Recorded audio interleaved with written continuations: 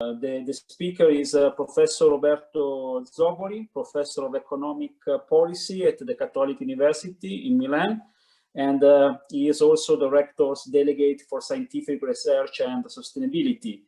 The talk of Professor Zoboli is focused on circular economy opportunities and challenges from the new European Union policy framework.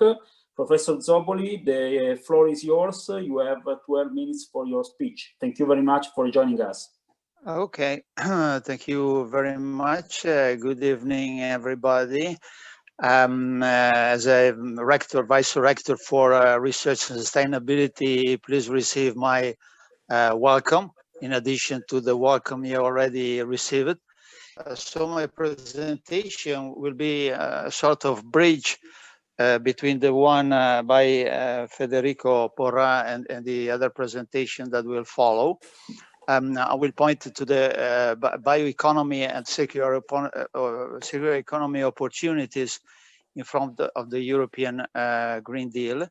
I will start from the general architecture of the European Green Deal, that it is well known, but I identified different areas of action or different blocks in this architecture.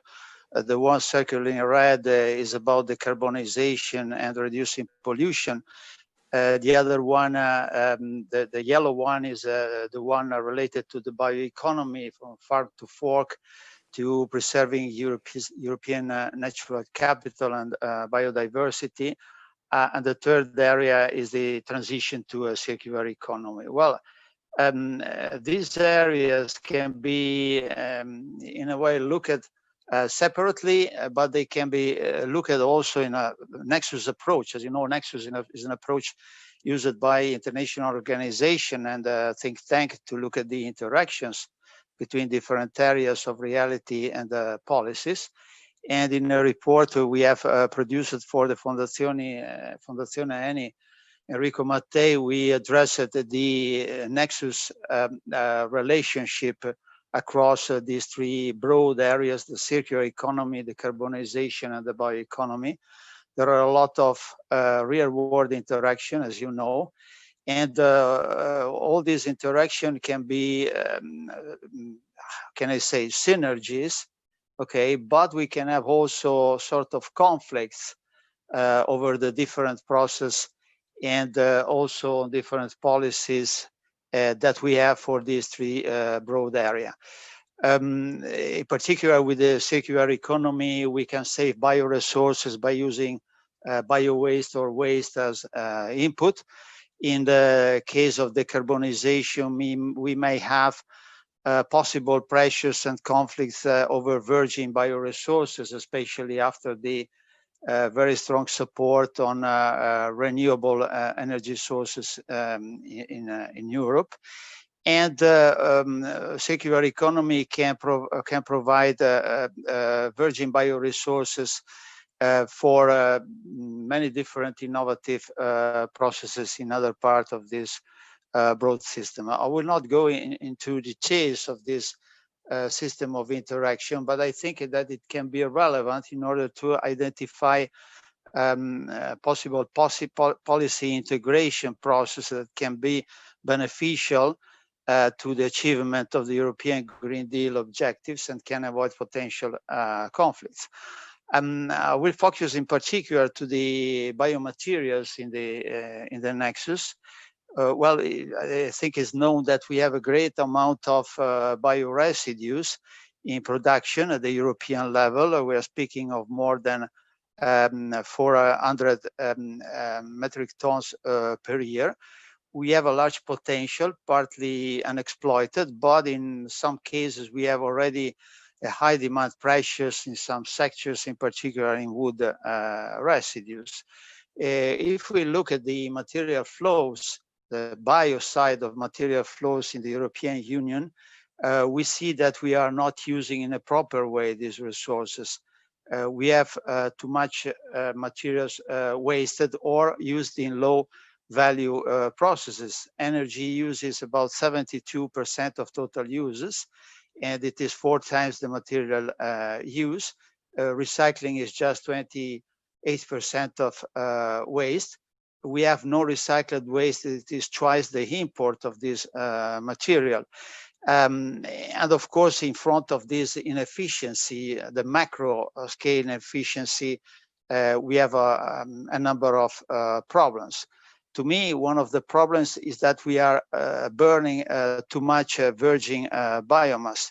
If you look at the data of the sources for producing renewable energy sources in Europe, you see that a large part of renewable energies are from biomass, and these are from renewable waste, including virgin bioresources. So we have an imbalance, to me, a bias towards burning virgin biomass.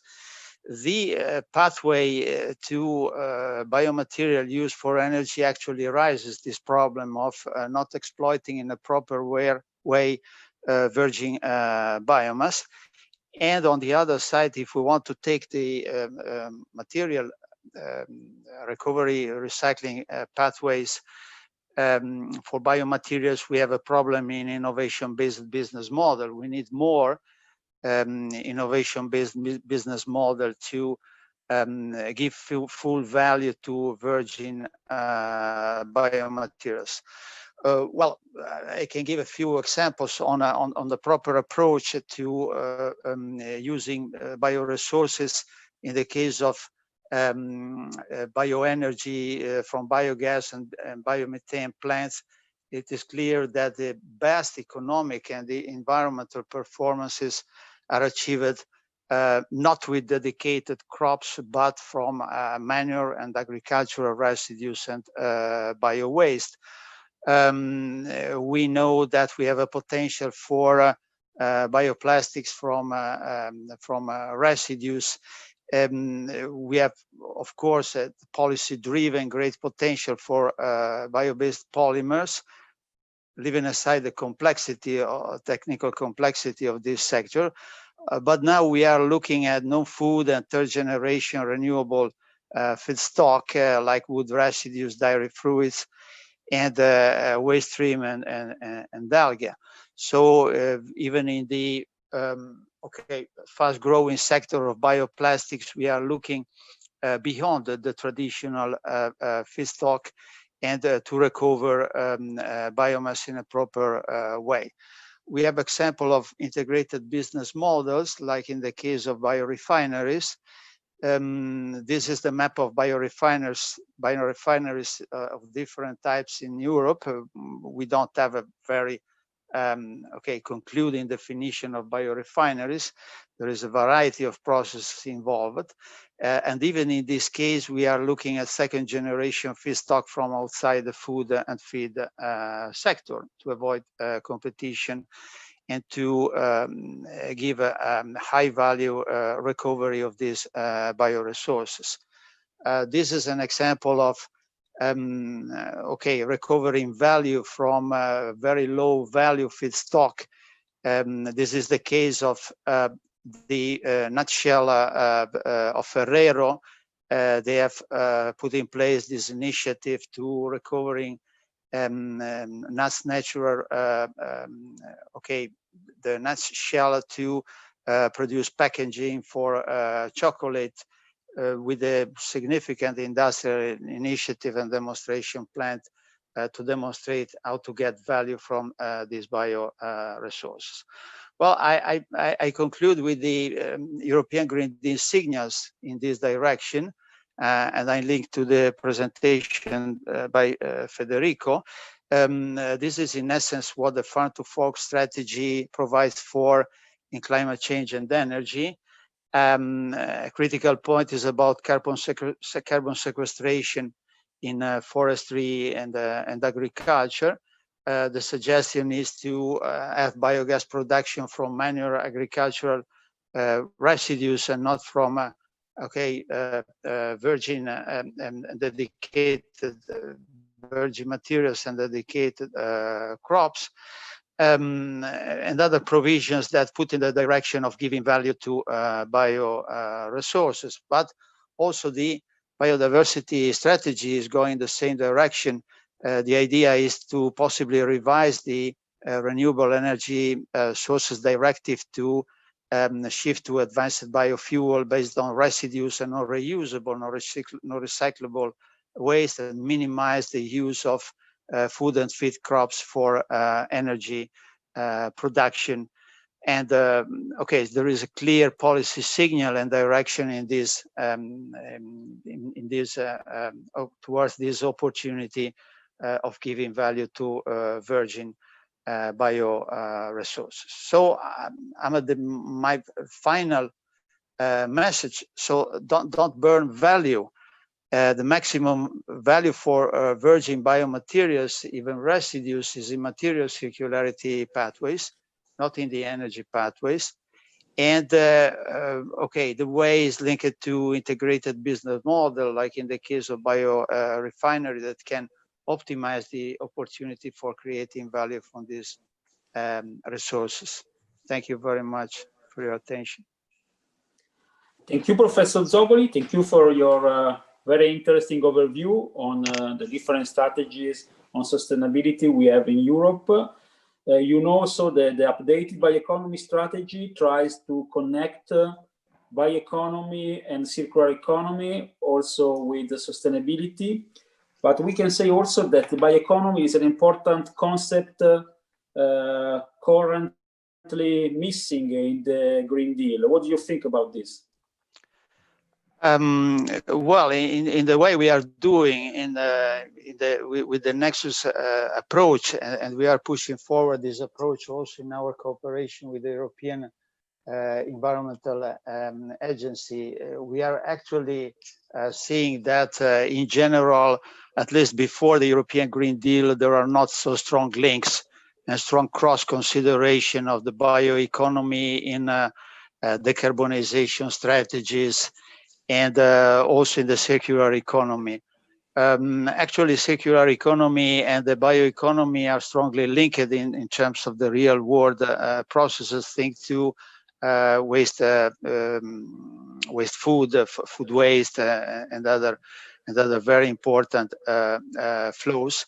But what we think is that in general, these interlinkages can be considered more carefully within all the strategies. For example, in the new bioeconomy strategy, there is a systematic reference to the circular economy. So that strategy mentions circular economy more than 100 times in the text. But we don't see the similar and the reciprocal attention in other strategies. In particular, in the policy line of the decarbonization strategy, there is not a so strong consideration of the bioeconomy and even of the circular economy. It is expected, of course, a contribution from the circular economy to decarbonization, but actually there is not a so strong link, and there is not a strong interdependence across these policies. And this is a problem to be addressed. I think that in general, the European Green Deal is trying to overcome this situation. And with European Green Deal, we have a wave of renovation of environmental legislation with a great number of environmental legislation that necessarily will have to take in more consideration the other sectors and aspects. Okay, thank you very much. Thank you very much, Professor Zoboli.